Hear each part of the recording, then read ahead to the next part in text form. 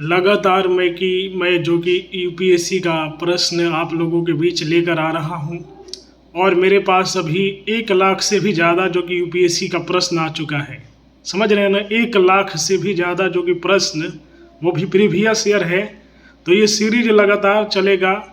यदि आप देखना चाहेंगे कि यूपीएससी किस तरह का प्रश्न पूछा करता है तो बहुत बढ़िया रहेगा। इस प्रश्न को देखने और पढ़ने का एक ही फ़ायदा होता है, ये जो कि देश की सारा समस्याओं को लोगों को बता देता है। इसका यही फ़ायदा है। जैसे ही आप पढ़ेंगे या मेरे ऑडियो को सुनेंगे तो पूरे देश में क्या समस्याएं हैं आपको मालूम पड़ जाएगा। यूपीएससी का जो कि यही एक बढ़िया, ऐसे पढ़ना चाहिए। प्रश्न है कि विकास योजना के 9 उदारी प्रतिमान के संदर्भ में आशा की जाती है कि बहुस्तरीय योजनाकरण संक्रियाओं को लागत प्रभावी बना देगा और अनेक क्रियान्वयन रुकावटों को हटा देगा। चर्चा कीजिए। 250 शब्दों में लिखना है। ये सामान्य अध्ययन मुख्य परीक्षा का ये है।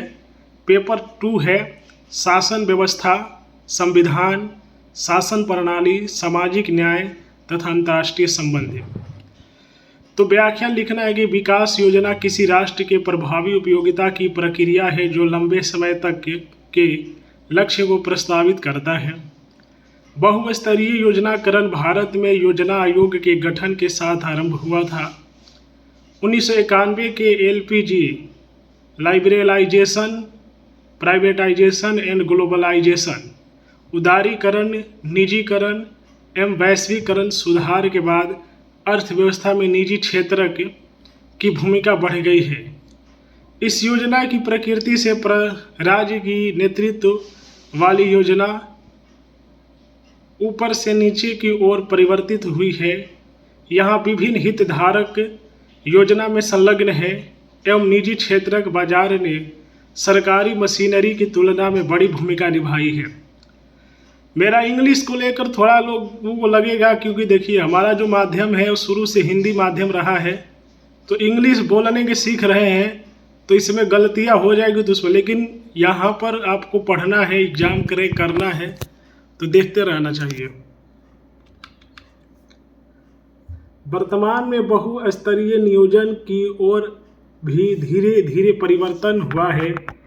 बहुस्तरीय नियोजन वार्ता, विचार विमर्श एवं परामर्श के माध्यम से नियोजन प्रक्रिया में सभी स्थानिक स्तरों पर निर्णय निर्माताओं को एकीकृत करता है, साथ ही नीतियों को प्रासंगिक तथा आवश्यकता आधारित बनाता है।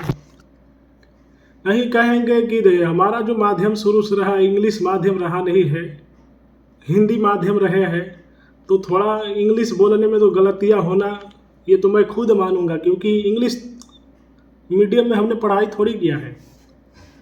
बहुस्तरीयकरण योजनाकरण के लक्षण। यह बहुस्तर पर बहु हितधारकों एवं योजनाओं में संलग्नता का उल्लेख करता है। राज्य, स्थानीय सरकार, निजी क्षेत्र, कॉरपोरेट्स परामर्शक के रूप में संलग्न है जिन्होंने कार्यान्वयन में बड़ी भूमिका निभाई है। नीचे की ओर योजना दृष्टिकोण की विशेषता है। यह प्रक्रिया आम सहमति पर अधिक आधारित है एवं वास्तविकता के निकट है। बहुस्तरीय योजना के लाभ।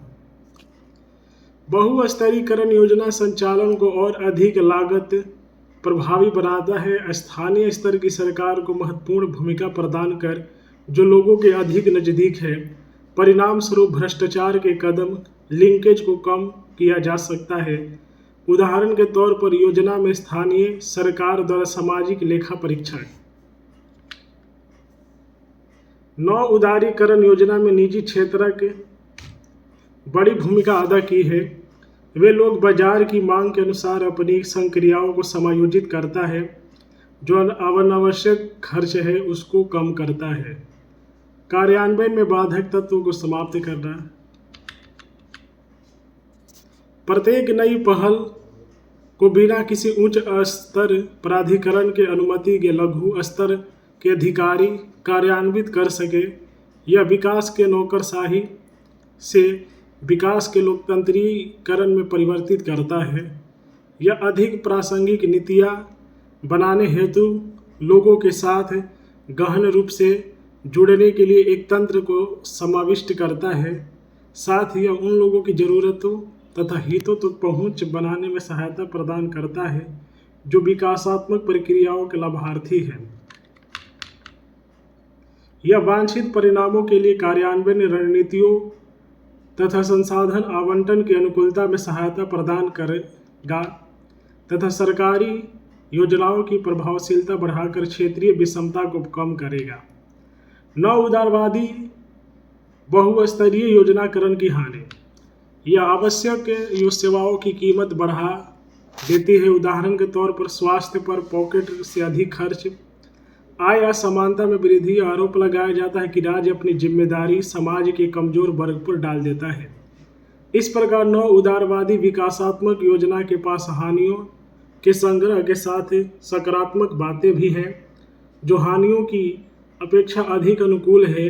राज्य को दोनों बहुस्तरीयकरण एवं निजी क्षेत्र के स्तर पर एक दूसरे के महत्व एवं सामंजस्यपूर्णता को एक दूसरे के साथ समाज के बड़े लक्ष्य को हासिल करने में मदद प्रदान करनी चाहिए।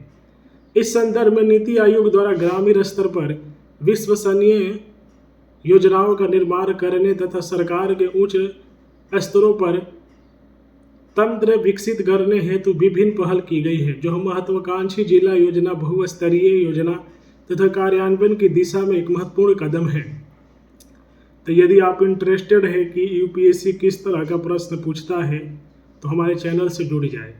इंग्लिश को लेकर जहाँ तक बात है तो इंग्लिश मेरा मीडियम नहीं रहा है, तो अगर थोड़ा सा गलती हो जाए तो उसे ज़्यादा नहीं लेना चाहिए, क्योंकि अब एक हिंदी मीडियम के व्यक्ति अगर इंग्लिश बोलेगा तो गलती तो थोड़ा होगा ही होगा। ये खुद लोगों को सोचना चाहिए। बाकी मिलते हैं नए वीडियो में। वीडियो को लाइक करें, शेयर करें। जय हिंद।